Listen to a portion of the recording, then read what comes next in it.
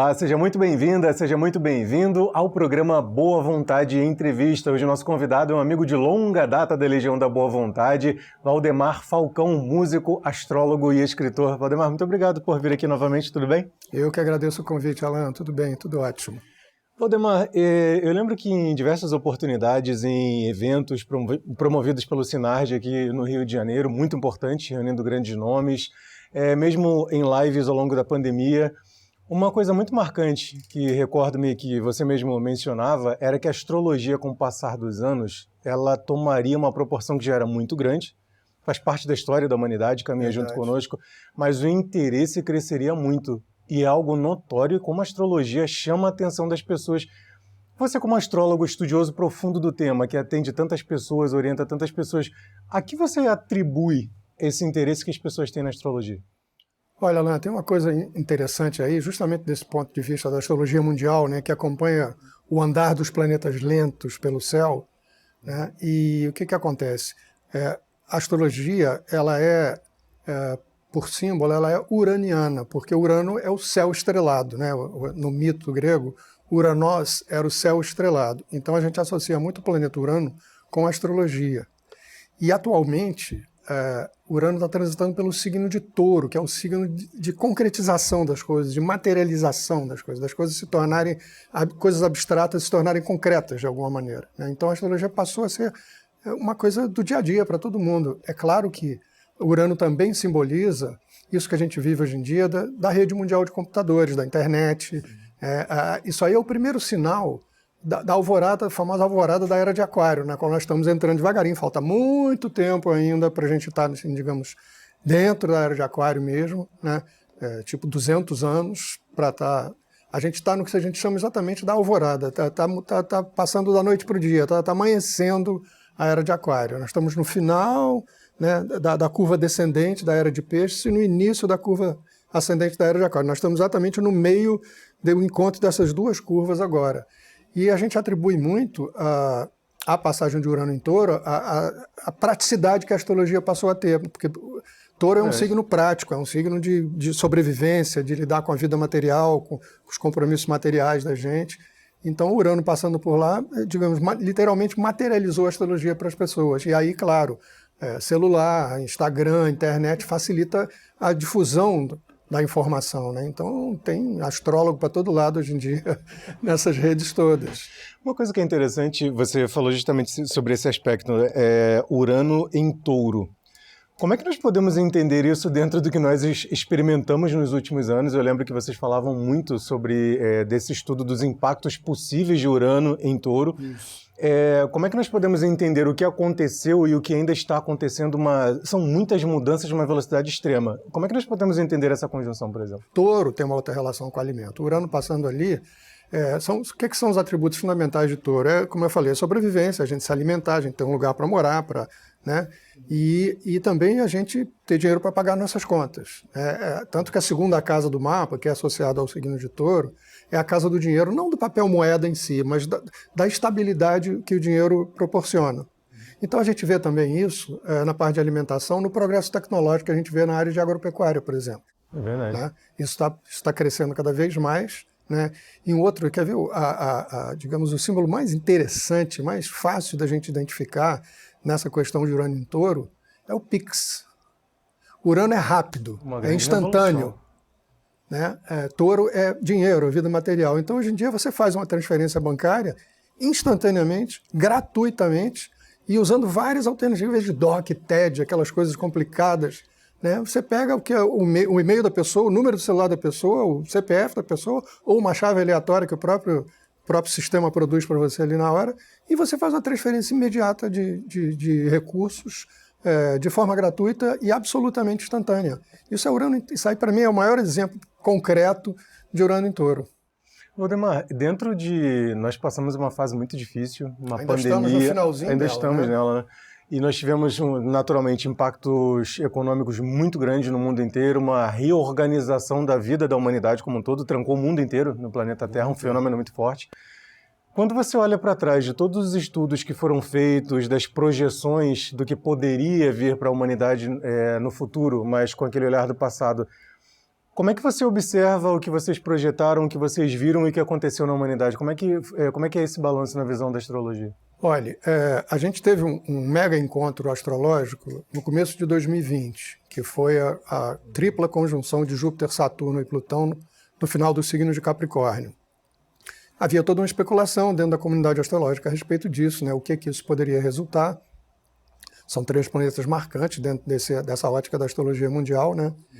E signo de Capricórnio, signo de terra, é o último dos 3 signos de terra, mais um signo de pedra do que de terra, na verdade, né? Então a gente tinha essa preocupação de que haveria alguma sacudida grande no mundo nesse período e que a gente não sabia como que essa sacudida ia acontecer.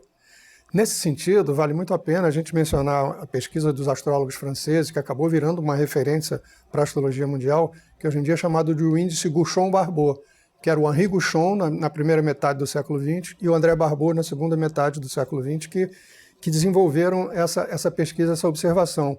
Eles perceberam, o zodíaco tem 360 graus, eles perceberam que quando os planetas lentos, né, justamente Júpiter, Saturno, Urano, Netuno e Plutão, que são os que a gente usa para estudar a astrologia mundial, quando eles estavam muito próximos uns dos outros, na órbita que eles desempenham em torno do Sol, são momentos em que a humanidade entra em processos de crise. E aí é impressionante, eles fizeram uns gráficos, como se fosse um gráfico de bolsa, assim, com picos, com vales, né?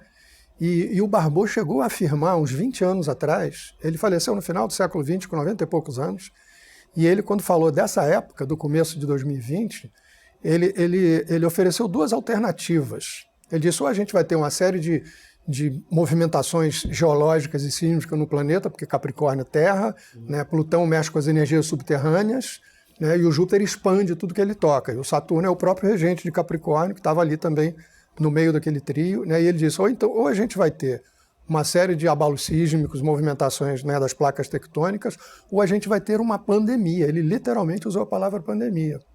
Aí quando chegou o final de janeiro de 2020, pandemia no mundo inteiro. Né?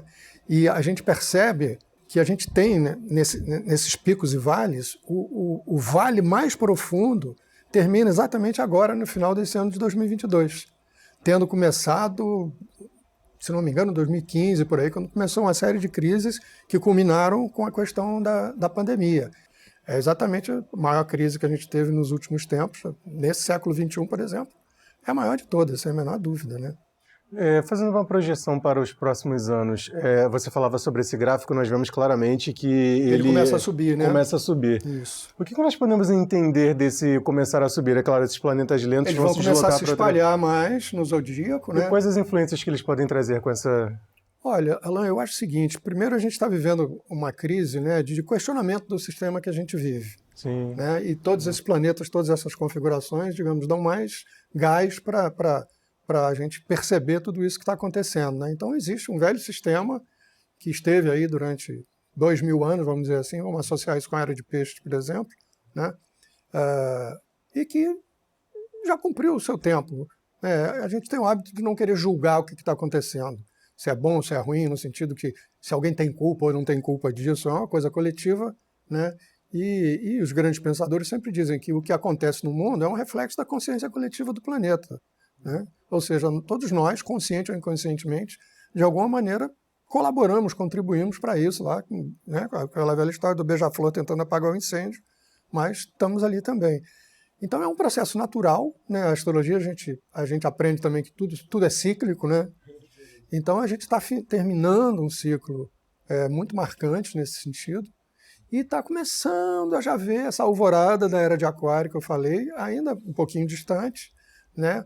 Mas já começando a se manifestar. A primeira grande manifestação da Era de Aquário começou justamente quando Urano estava transitando pelo signo de Aquário, ele que é o regente do signo, que foi entre 95 e 2002, quando tudo isso relacionado com internet, celular, telefone, computador, explodiu no mundo inteiro. Né? Então, hoje em dia, a gente tem... você pega um celular e você fala com a pessoa do outro lado do mundo instantaneamente, sem gastar um tostão. Você faz uma transmissão na rua, né? Você faz uma transmissão de internet na rua, onde você rua, chega. no meio da rua, quer dizer, esse é o primeiro sinal da era de Aquário que a gente tem e que, digamos, se manifestou na época em que Urano estava passando pelo signo de Aquário, ou seja, ele estava passando dentro do signo dele. Urano está associado com tecnologia, com redes, com coletividade, com tudo que diz respeito ao Aquário, né? Então, esse é o primeiro sinal de que a gente está chegando em Aquário, mas para a astrologia as contagens são muito longas, né? Para um ser humano a gente fala em 200 anos, eu vou ter 2 ou 3 encarnações em 200 anos, né? Mas para a Terra isso não é nada. A Terra tem 4 bilhões de anos, é bom lembrar disso, né?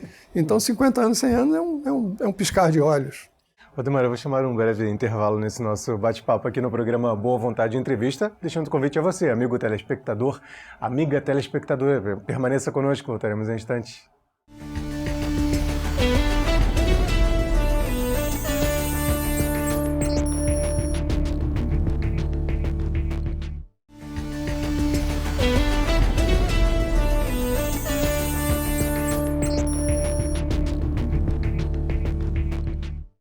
De volta com o programa Boa Vontade Entrevista, hoje conversando com Valdemar Falcão, músico, astrólogo e escritor. Nós podemos ter uma boa expectativa quanto a essa era nova de Aquário, o posicionamento dos planetas, o que pode vir para a humanidade, porque consciente ou inconscientemente nós percebemos as pessoas almejando algo melhor para a própria vida e para a vida coletiva, para o mundo inteiro. Uma preocupação diferente do que nós tivemos nos últimos anos. É uma tendência para os próximos anos que isso se potencialize? Sim, com certeza, né? Temos que ser otimistas também, né?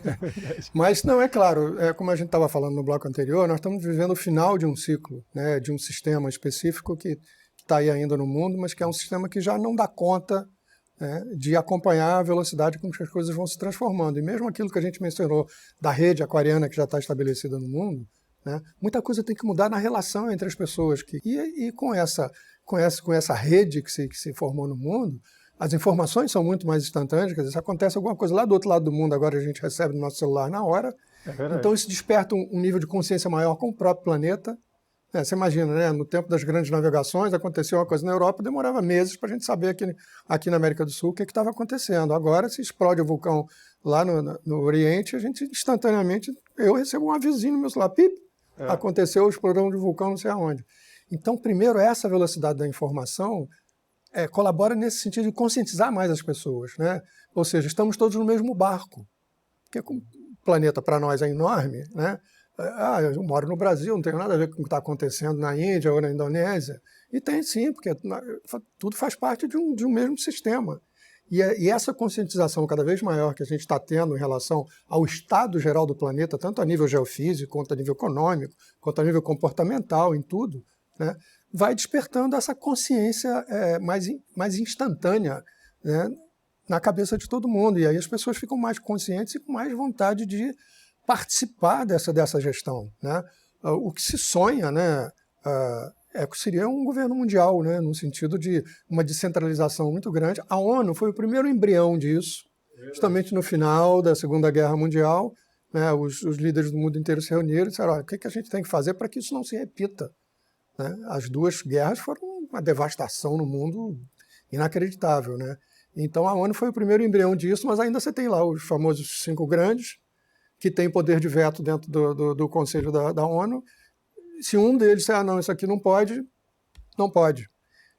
Está se questionando isso de novo. O Brasil está sempre ali na fila para ser mais um membro do Conselho de Segurança da ONU. A ONU digamos, como eu falei, é o primeiro ensaio desse governo planetário, né? E uma coisa que é muito característica de Aquário é essa coisa da descentralização, entendeu, Alan? Então é o coletivo, né? Na era de peixes, é aquela história, a gente fica esperando alguém que venha nos salvar, como Jesus passou por aqui, deu um empurrãozinho na humanidade, né? Na era de Aquário é a gente ter autorresponsabilidade. Aquário, por exemplo, também representa todo tipo de associação que a gente cria para beneficiar o coletivo. Desde uma associação de morador de um prédio, digamos assim, né? Associação de moradores de um edifício, até a ONU, passando por sindicatos, por partido político, por ONGs. Todas essas instituições são associadas com a natureza de Aquário, que é o coletivo. A coletividade se unindo para beneficiar a própria coletividade. Não precisamos depender de um chefe, de um líder, de um ídolo, né? A coisa agora vai ser, a tendência é ser tudo muito mais coletivo e com participação de todos. Você falava agora há pouco, no primeiro bloco, na verdade, sobre essa, digamos, reunião dos planetas. Aglomeração, né? Algumas pessoas. Essa aglomeração dos planetas lentos num ponto muito específico.